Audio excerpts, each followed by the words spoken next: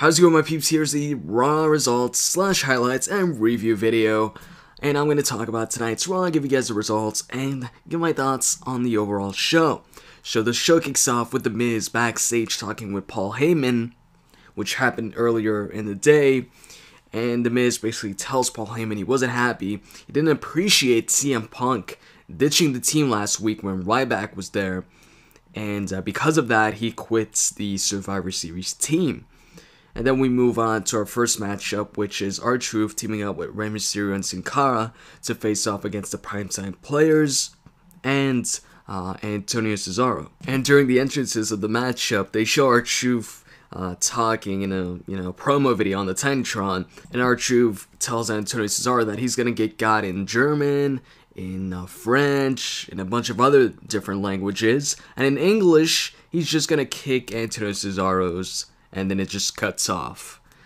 Alright, so moving on to the match, the team of R-Truth, Rey Mysterio, and Cara win the match when Rey Mysterio hits the 619 on Antonio Cesaro, followed by R-Truth's finisher, the Little Jimmy, for the 1-2-3, so the face team wins the matchup. Vickie Guerrero then comes out to show more evidence of the John Cena Aj affair, and she talks about how she's running a clean show, blah blah blah. John Cena comes out and he's wearing the green attire again.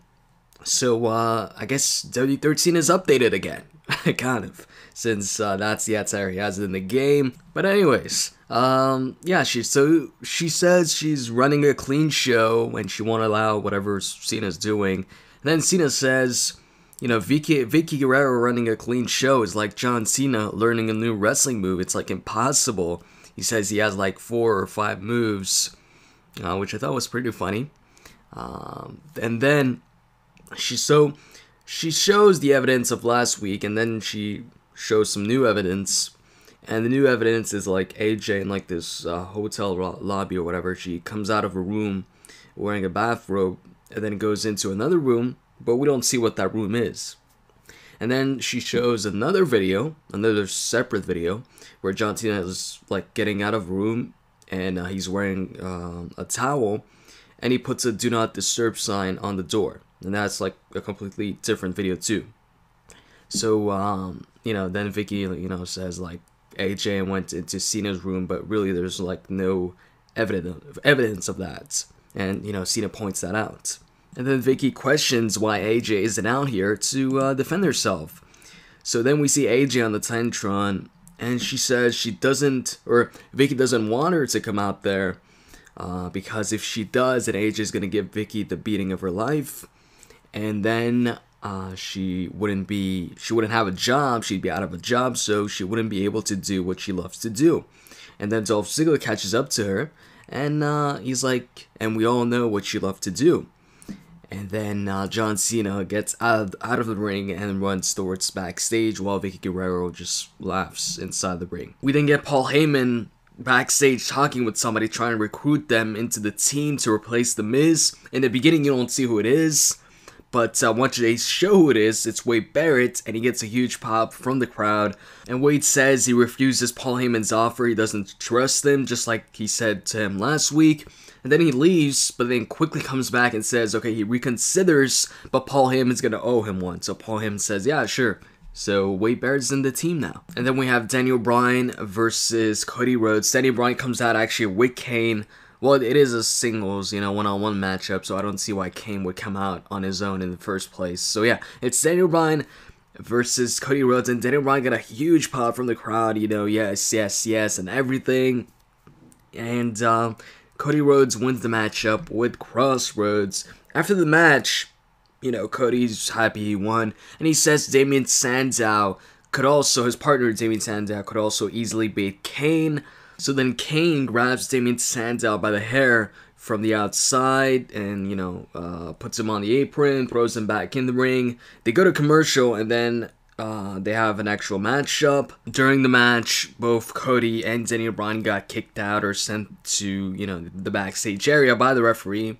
And in the end, Kane wins the match with a choke slam on Damien Sandow. We then get the referee, Brad Maddox, the one that screwed Ryback over at Hell in a Cell. He comes out to explain his actions. He talks about how ever since he was a kid, his dream was to be, a WWE superstar. and you know, people told him no, or that he couldn't do it, blah blah blah. He says eventually got a developmental contract, but even after that, people were still telling him that he wasn't gonna make it to the roster. Eventually, when Raw went to 3 hours, they called him up as a referee, and you know, he still wanted to be a WWE superstar, so he decided to take an opportunity and make an impact. So he screwed Ryback over, and he says, you know, it had nothing to do with CM Punk and Paul Heyman. He's not with them, or doesn't have a partnership with them, or whatever. And he says what he wants is a contract and a match with Ryback, and that he's famous now, and people all over the world, including England, know his name. And then Vince McMahon comes out. He says, okay, you want a contract? I'll give you $1 million contract if you beat Ryback next week. He then tells, you know, the referee to get out of the ring. But then he actually says, wait just a second, and then brings Vickie Guerrero to the stage, and basically makes her book a three-way match between CM Punk, Ryback, and John Cena for the WWE Championship at Survivor Series. So Punk is out of the Survivor Series elimination match. We then have Sheamus versus The Miz one-on-one, and Big Show is on commentary. And this was a pretty long matchup. Every single week on Raw, there's like this one match that's pretty long, and usually it involves a SmackDown superstar like Randy or Sheamus or Wade Barrett. This time, you know, Sheamus. And Sheamus wins the match with the bro kick. After the match, we get a backstage segment with Vickie. Well, actually, Dolph Ziggler's outside Vince's office, and looks like he's waiting for somebody to come out. Vickie comes out of the office and tells Dolph Ziggler that she's got great news, and that Ziggler is not only in the Survivor Series elimination match, but he's also the team captain now. So it's Team Ziggler. And then he sees CM Punk kind of like poking his head out of the other locker room, like behind Vince's office. And he comes up to them, and he's mad that he's now in this WWE Championship match, and he's no longer in the Survivor Series elimination match. And he complains about that, but then Vickie books CM Punk teaming up with Dolph Ziggler to face Ryback and John Cena. And then CM Punk tells Dolph Ziggler what's wrong with Vickie, what's wrong with her.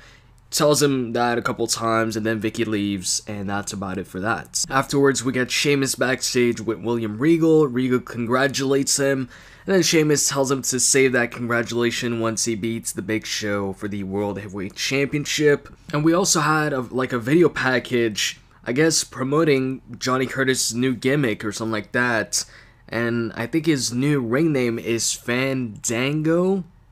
I don't know if I said it right, but that's what appeared on the screen. We then get Eve teaming up with Oksana in a tag team match to face off against the team of Caitlyn and Layla. Layla and Caitlyn win after Caitlyn hits a reverse DDT on Eve for the 1-2-3. And then we get Del Rio backstage with Ricardo, and he's complaining that this little guy is leading his team, so I guess he's referring to Ziggler.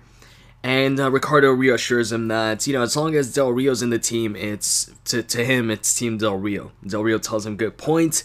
And then Rosa Mendez actually accidentally runs into Del Rio, and Del Rio says it's okay, and then he's walking towards the ring. So then we get Kofi versus Del Rio, and in the end, when Del Rio's about to put the cross arm breaker on Kofi, Randy's music hits, but Randy doesn't come out. That distraction allows Kofi to roll up Del Rio for the 1-2-3. After he gets the victory, Randy comes out behind Del Rio and RKO's him. And then we have Santino Marella and Zack Ryder coming out for a tag team match against Primo and Epico. Santino and Zack end up winning after Santino hits the Cobra on Epico, I believe, yeah. And the match after that was Wade Barrett versus Brodus Clay. Clay comes out first, and then Wade Barrett comes out. It's another big pop from the crowd, and they were cheering for Barrett the whole match and actually booing Brodus whenever he hit a move.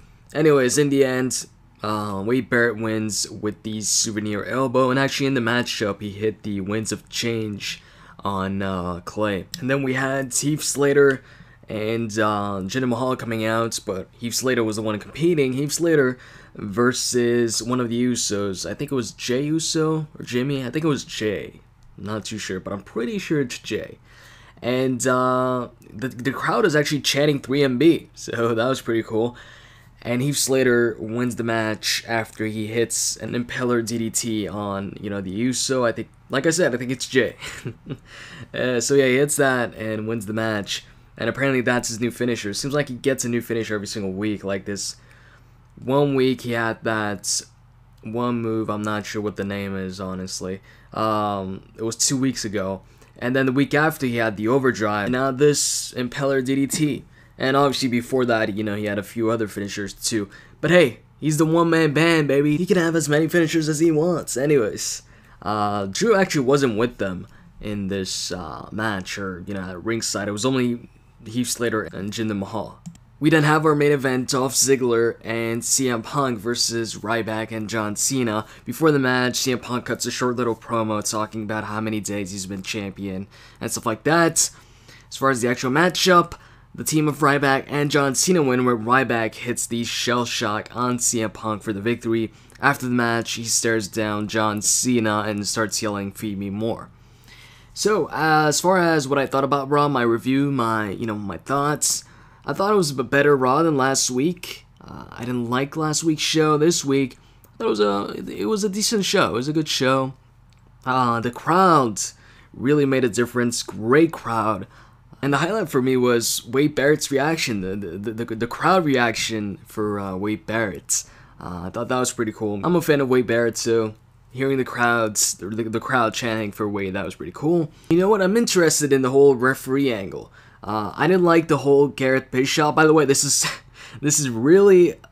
a lot like the Garrett Bischoff situation in TNA, or the storyline they had in TNA.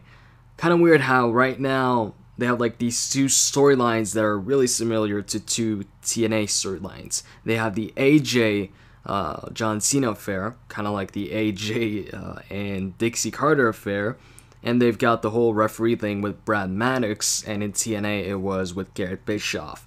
But this one, I'm actually interested in this referee angle, and I want to see what happens. Does Brad Maddox defeat Ryback next week? I don't think so. But we'll see what happens. So, if I have to give Raw a rating this week, maybe a, 6.5 out of 10. Something like that. Seems about right. Maybe 7 on 10. Anyways, hope you guys enjoyed this video. I did record the roulette. It will be up either, later today or probably early tomorrow. I think that's better. Anyways, I'm out, guys. See ya.